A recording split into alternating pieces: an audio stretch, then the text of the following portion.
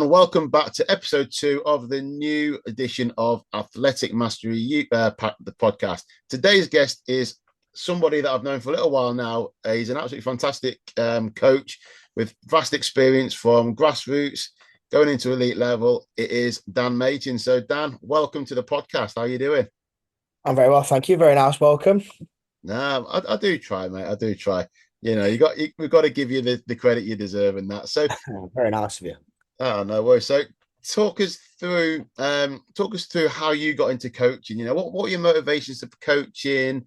And yeah, and just sort of give us a bit of a brief background as to how you got to where you are now.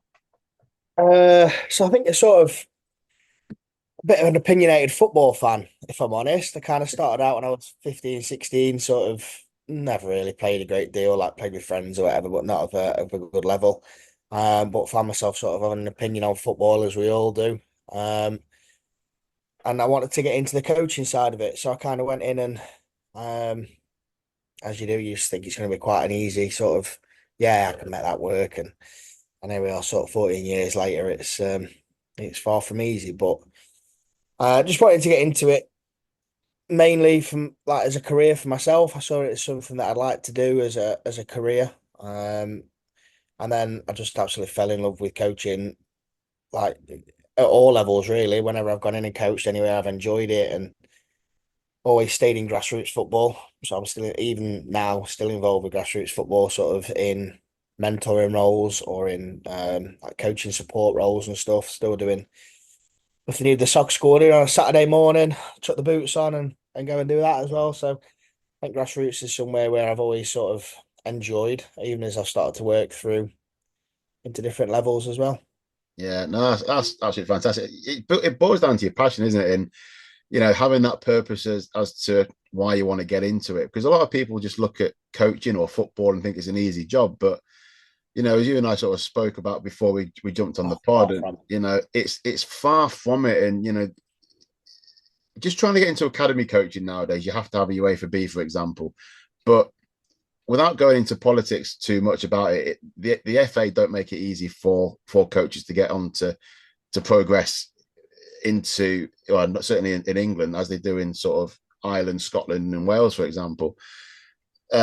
But again, it goes to show that if you really want something, you make it happen. And being in grassroots, I think there's a lot of coaches certainly, and a lot of volunteers that get stuck in grassroots that don't get the appreciation that they deserve, because ultimately, without grassroots football, there's no Premier League, there's no EFL, and No, and I think go on, mate. So going off your point from the FA and sort of making it for coaches, I felt like the FA coach education system I came through actually supported me really well. So that's I sort of came through, I think, at the time when they'd got all the regional coach developers. They'd got there was loads of CPDs going on, and I felt really, really well supported through that time. Um, and I feel like that sort of shaped me as a coach. Sort of that the FA Youth Awards and stuff like that. It's a shame they don't do them anymore, to be fair. But Yeah, this is it. It's a shame. It is a shame because it almost seemed like, I think it was when Dan Ashworth was in charge, I think, wasn't it? Mm. It just And I seems, think it's just nice now to go and get into grassroots again and sort of share that with other coaches. yeah, 100%. Because a lot of it is, I suppose some of the guys don't really have the time really, do they, to be able to go off and do these courses, because it is, when they do run the courses, it's a good weekend, and then obviously it takes a lot of time up in terms of having to get your logs and everything like that, and it's a really, really, talking about your sort of experience. What I mean, talk us through like the process in terms of going from your grassroots coaching into getting the qualifications, and where's it sort of, what sort of motivations is that giving you in terms of shaping your future, and what experience is it giving you in regards to you being able to influence, obviously from a mentoring side of it as well, which you spoke about as well. Then how has that influenced your mentorship side as well? I think sort of the B license was a big learning curve. I think when you went on that, and that's when I think you felt that right, I've reached a certain level here of um, sort of where I wanted to be, and that's kind of the level you set out to be, and it's quite a prestigious award. And I think the hours you put in to gain it, it made it such a. I took mine over 2 years, and I felt really it was really beneficial. Yeah. The same with the level two. I'll get onto that a bit later on, I suppose. But the level two was a good learning curve. It just kind of teed me up nicely, I think, for the learnings to go into take those learnings into academia. So I went into academia and we sort of went in and did my degree at 28, and now that's kind of an avenue that I see myself sort of pursuing further, be that working in it or pursuing I'm a master's degree at the minute. Mm. So maybe sort of looking beyond that, what can come of it. And I think it's quite an exciting area because it's ever changing. There's always stuff popping up. So I think taking that from the grassroots level one qualification and that journey all the way through, sort of a hunger to go and learn more and improve. And that kind of tees you up for the next one and the next one and the next one. It's like a constant desire to, and I think not having that, right, once I've got that, that's everything. Like, Yeah. 'cause perfection's non-existent. Like you chase it and you think, like some of the roles I've got now, I think, 10 years ago, that was the perfect role. And then, what I mean? It's just sort of how football works. And then you get that role and you think, okay, what can I do to improve now? Like, to stay in this role and to progress through this company, what have I got to do now to get that next step up? And um, I think having that constant hunger has helped. Yeah, 100%. And that's obviously going to reflect in the way that you're coaching as well. Looking at the mentoring side as well. I think that's the key thing moving forward, especially, grassroots and being realistic. Because, you know, give us a bit of an insight, Dan, to some of the roles you're actually doing now in terms of, because I know obviously you've got a few different roles here within the game from different levels, different standards. Um, give us a little bit of an insight, if you don't mind, about those roles and what how you got into them, and like your Fox Soccer and your Blackburn work, and sort of how you feel that that's helping you to support the grassroots players, if you like, as well as the others as well. I think I'd kind of describe Fox as Fox Soccer Academy, where I'm working at the minute. I run their centre in Manchester. We're looking at setting one up around Derbyshire as well. We've got the camps coming soon for that. And, I kind of see that as the perfect bridging point from the professional clubs I've worked in and sort of that, if you like, the higher level of bringing that higher level of technical detail. Mm, Uh, and then combining it with my experiences in grassroots and knowing what grassroots players typically need and sort of the challenges that parents and coaches are up against with around grassroots. I think being able to bring those both together and go, right, that makes Fox such a really interesting job for me. It's something I'm really enjoying. mm, Looking at it, going, how can we make an age appropriate session on transitions, for example, for an 8 year old? What does that look like? mm, So that's kind of I'm sort of developing a syllabus at the minute, foundation phase syllabus for Fox Soccer. So how do we take how do we take that and make it age appropriate for an 8 year old? Well, it might just be when you lose the ball, I just want you to get between the goal and the ball as fast as you can and just work really hard for them when you lose the ball. And then when you win it, can you play forwards? Can you be brave and make a pass forwards? And I think being able to combine sort of the knowledge from courses, from academia, from working in those sort of environments into knowing what grassroots coaches need, what the players need, and being able to combine that together has made it a sort of a job I've really enjoyed. It's not really a job, to be honest. No, it's really Doing it. interesting that, because I mean, even going down to under eights, because a lot of people will actually say, you don't need to worry about tactics at under eights, you don't need to worry about this until they get to like further up the food chain, so to speak. But at the same time, if it's like with strength and conditioning, they always say, don't introduce them to it, don't introduce them to it early. But obviously, the earlier that they become familiar with something, the more they can learn about it, the more they can get intrigued about it, the more they're going to develop.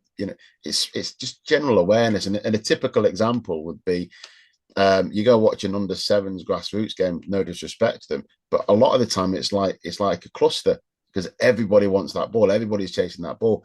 Whereas obviously, if you're giving them little tricks, like you stay on the left side, you stay on the right side, can you if you've done this and it doesn't work, what else can you do? They're the sort of things that are needed, and by writing that syllabus, I'm sure that's going to be an absolute game changer. Yeah, I'm hoping so, mate. I mean, it's not. I wouldn't call it tactical stuff. It's just little.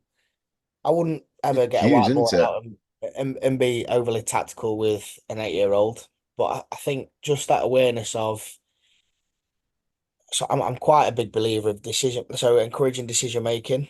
So Yes. you one v when you 1v1, go and take somebody on. If you 1v2, that might mean that your mate's free somewhere. So little nuggets like that, and then taking that into, well, all I want you to do on this five-a-side play, I just want you to keep a diamond. So if the defender runs with it, can somebody cover for him, and can we always keep that same sort of shape?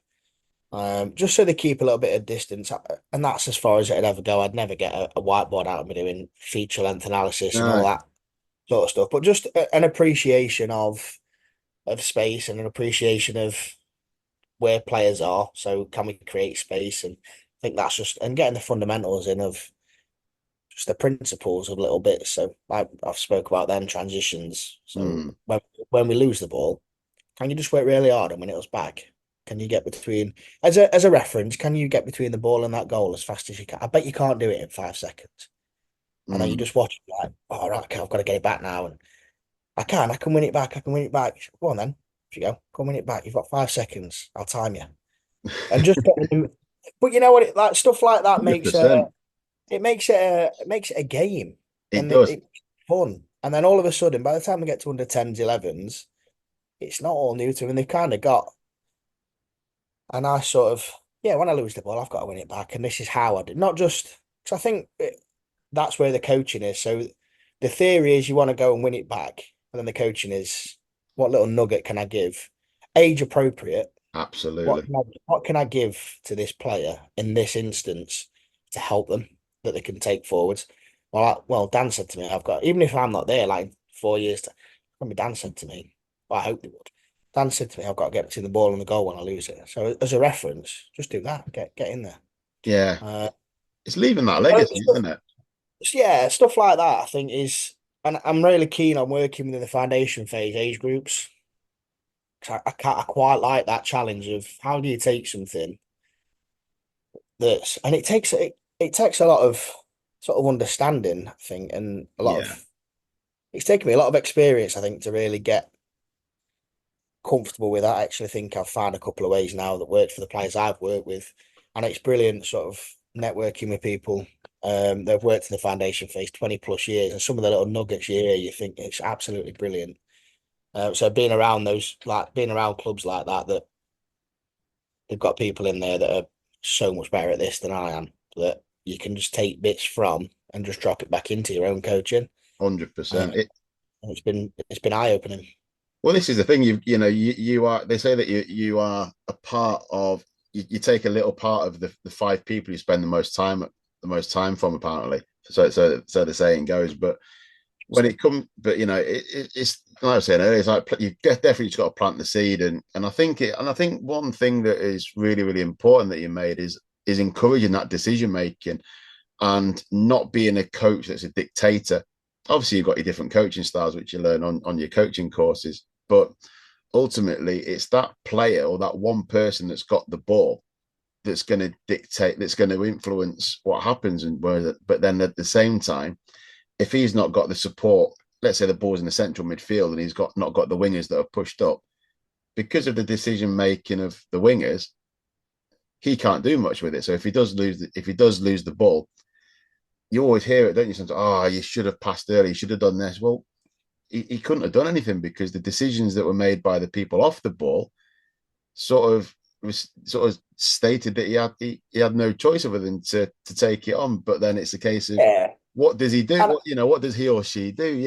And decision making is key because and it's about learning, isn't it? It's self development and learning because ultimately, if you're getting dictated like you do this, you do that, you do this, it's going to have such a negative effect. And this is why so many people stop playing football because it's a case of you've done this wrong, you've done that one. And I would even say, probably a big statement to say, that a lot of clubs fold at grassroots because sometimes there's a lot of dictator coaches or a lot of dictator parents that will have a negative impact on some of the children that are at that club. Obviously, not every club that'll happen at, but I wouldn't be surprised if that happen is potentially a reason why some clubs fold. Um, I see what you mean. The dictator is a strong term. I think somebody that's quite sort of knows what they want, and they kind of this is how it's done.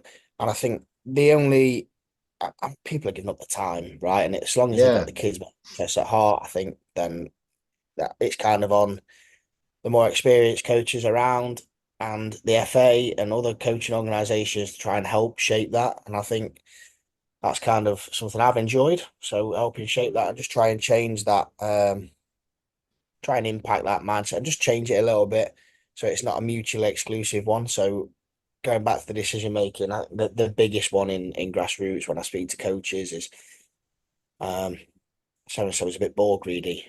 Under sevens or under eights, they're a bit yeah, ball greedy. I want to try and get them to pass. So, well, don't sort of take that away. Just teach them when to pass. It takes longer and it's a bit more frustrating.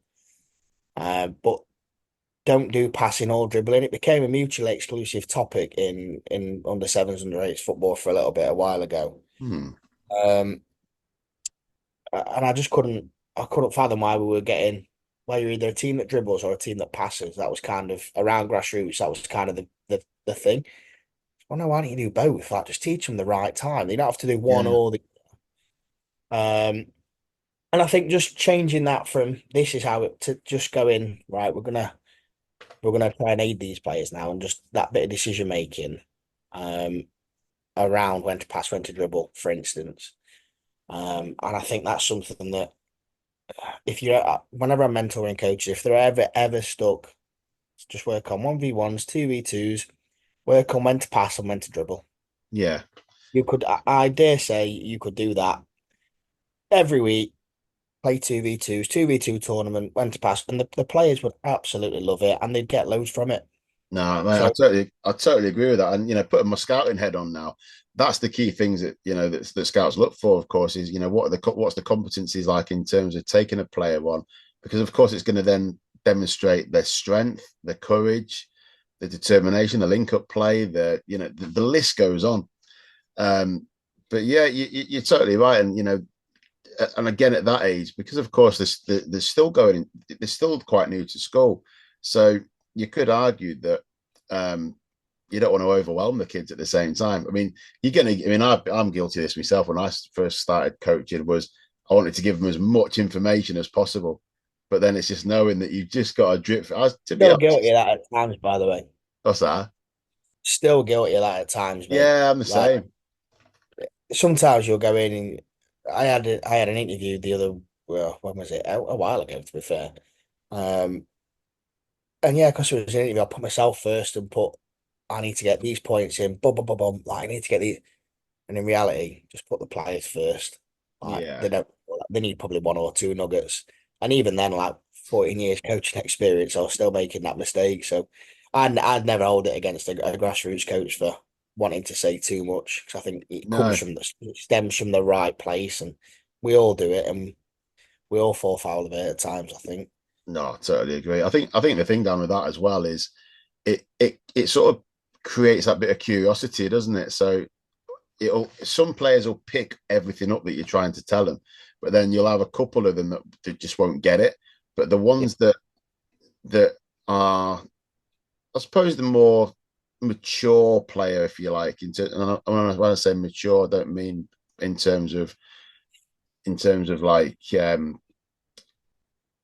intelligence. I mean in terms of game maturity, in terms of away from training. Do they study the game? Do they read autobiographies, things like that? These kids are going to tweet that and think, oh, well, I heard that in this interview, or I heard this at that bit, and I've always been a bit interested. So now I've spoken to my coach has mentioned it. I'm going to go and speak to my coach about it and find out a little bit more because yeah. I I think think, as you start to get older, that sort of stuff comes in, doesn't it? I think just that yeah. general curiosity of football is something you've got to build, and allowing players to be curious. Don't That's an interesting one actually. Don't shoot players down if they're asking questions. Oh God, yeah. If they're curious, like help them stay curious. I think is it Ted Lasso who says that? Stay curious. I think so. Yeah, I'm here. Such a I've not seen it, but I've heard a oh, lot. Have heard a lot of references to Ted Lasso. So maybe that's a yeah, hint. I should very watch good. it. It's a great quote. It's true. Stay curious. Stay Mm. like don't discourage kids from asking questions and asking why. If you're not giving them the why, that's your own fault for a start. Give them the why, but Mate, I am huge on that. Absolutely make them huge. allow them to stay curious. Like the second that curiosity goes and they lose that element of wanting to think for themselves, and they think, oh, just do whatever I'm told. Oh, so there's an element of that. Like, don't get me Yeah. wrong, you don't want kids climbing up walls because they're curious, but allow them to ask those questions. I think that's a great point. No, I totally agree that the more there's a time and a place for the questions, isn't it? So it could just be a case of instead of shooting the kid down, it's a great point you made, but can we address that at the end of the session, or can we address that another time? Because And ultimately, making sure you do address it as well, by the way. Don't yeah, just park. Make sure you actually do address that. 100%. And it's even something that I'm putting again, putting my business mind on now from from a coaching point of view is I would use what those kids are saying, and I still use it now to a degree with my S&C clients is if they ask me a question, I'll then make a post about it and I'll put it on and I'll put a post on social media, or if I was in a WhatsApp group, for example, and a few people have asked the question, you write a little post or a little video and say, right, well, a few people have asked about this.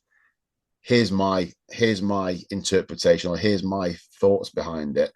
What's yours? And LinkedIn's a great platform for that. And you see a lot of debates, you see a lot of coaches sort of sharing wisdom and insights to their learnings. And then, of course, you're always going to have people that will agree, people that will question, and that's a good thing.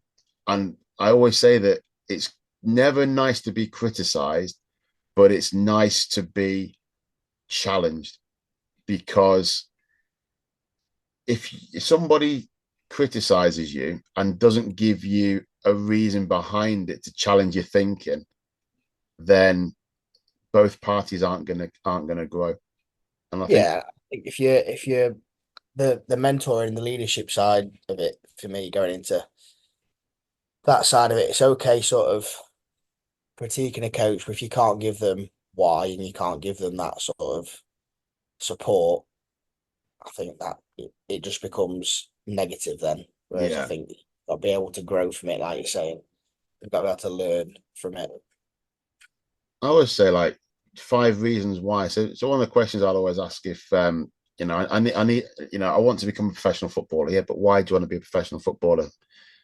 What's the most common answer we get all the time with that? Well, why do you want to be a professional footballer? I don't know. I just do. you know? But if you can turn around and say, I want financial security. I love the game. I want to learn. I want to win Premier League titles. I want to play with my mate. I want to be around my mates all the time and play football. There's 5 reasons there, and that's for me. You've got to have that motivation and that self drive. And going back, understanding your why.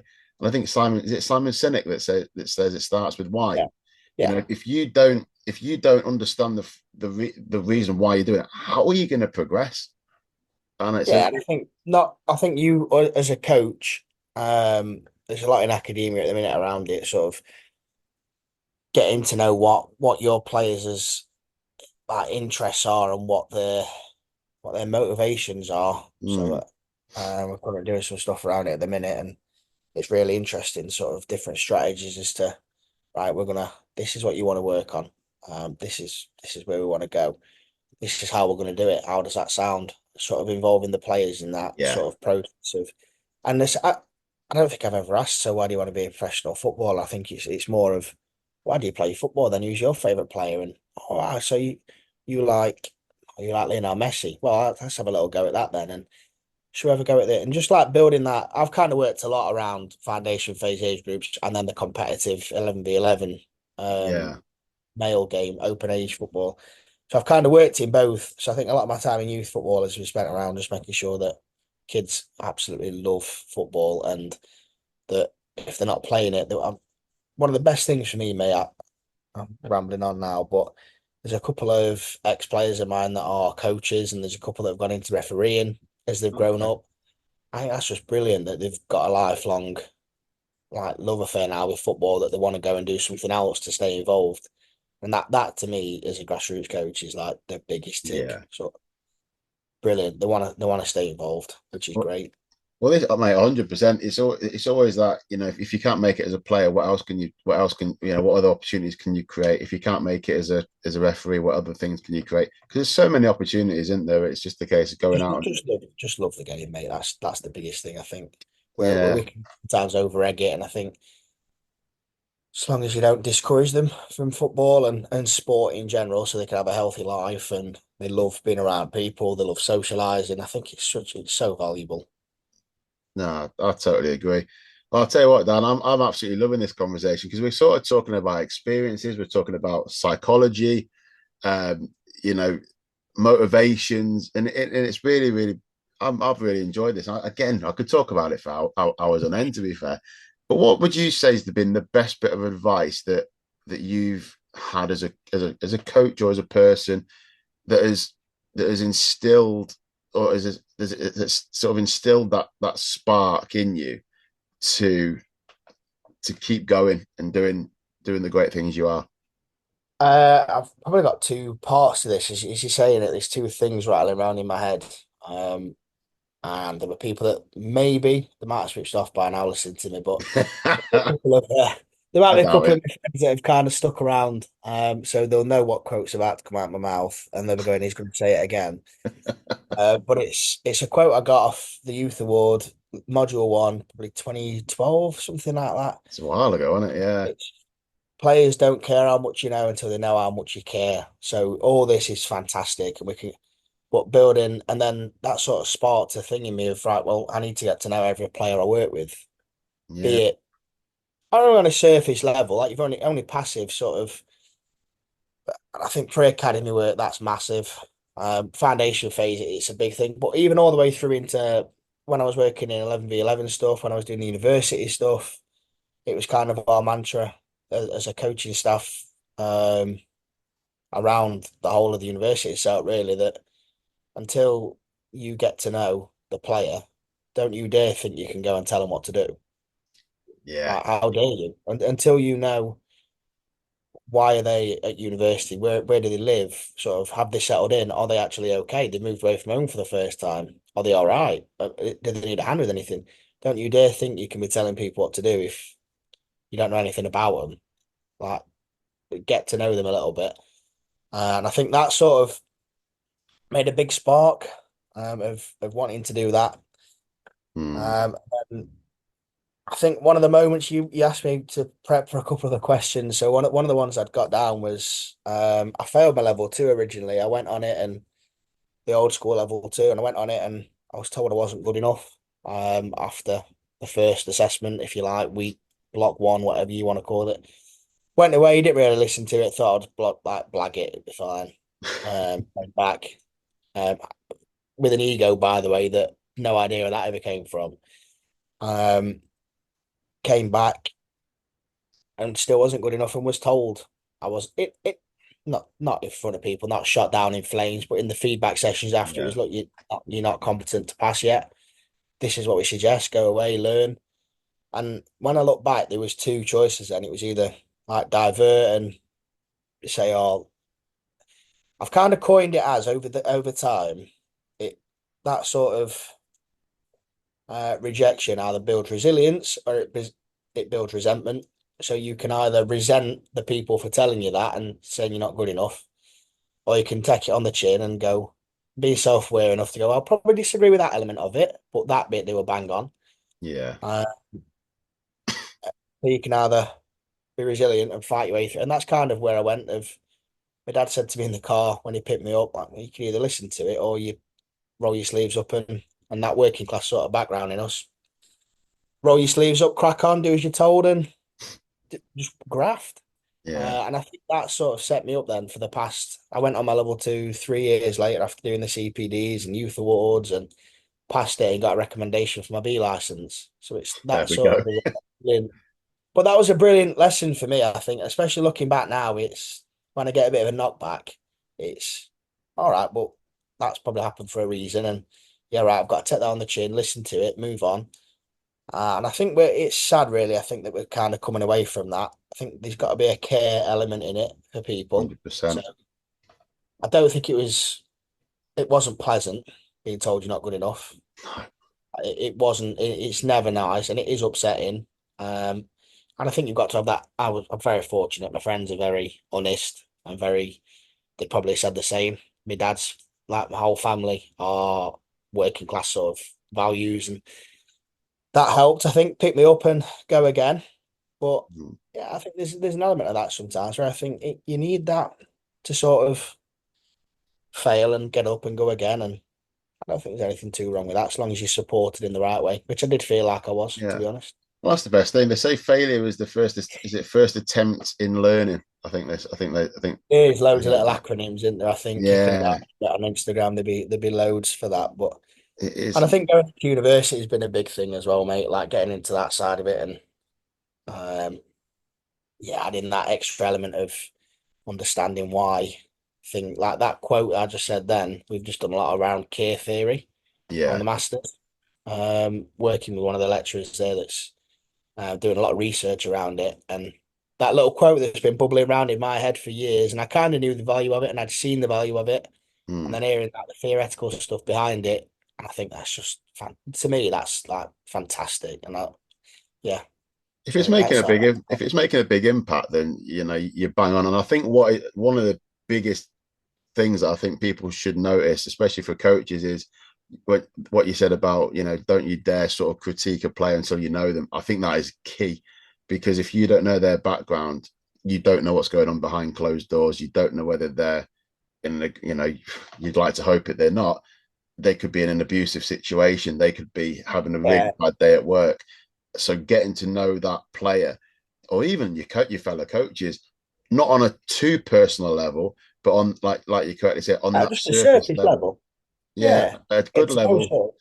that where you're both confident that you can build, because ultimately it's that no like trust, isn't it? If you can build that trust and that rapport, you're creating that safe zone and that safe environment. But no, I Yeah, mean, and that works two ways, mate. Sorry, that work that goes both ways. Like they've got to be able to, like we said, they've got to be able to question why without being shot down. So if you're not giving them the why, they're not having a go at you or making you look no, silly. They just want to know. So I think that's got to work both ways. So you've got to be prepared for it both ways, I think. But yeah, I could answer that question for hours, mate, but I'll let you. I know exactly what you mean. But no, Dan, I've really, really enjoyed this, and I'm sure the listeners might have some more questions. They might want to follow you on socials, or even get in touch with you about anything and everything. Maybe even want to book you as a guest on theirs as well. So where can people find you? I'm on LinkedIn, so good old LinkedIn. I don't post loads on it to be fair, probably not as much as I should, but D Machin, so Machin 1408. And I'm on Twitter. I think my handle for that is dmachin93. Um, but you can get in touch with me on social media and get in touch with you and put them in touch. I'm happy to talk to Yeah. anybody really if anybody's found me that interesting. No, no, mate, absolutely brilliant. Well, I've loved this. So yeah, Dan, I appreciate your time, guys. Please do get in touch with Dan. I've seen him working in person. He's a great coach, really good guy as well. And if you get, he's one of those that if you can help, he will. But if you've liked Sure. the video, if you have liked if you like the episode, please give it a like. Please share it with your community. And Dan, thanks very much for your time. And I look Thank you for forward. having me, mate. It's been a pleasure. Thank you very much. Very welcome, and I look forward to catching up with you soon. Likewise, mate. Likewise.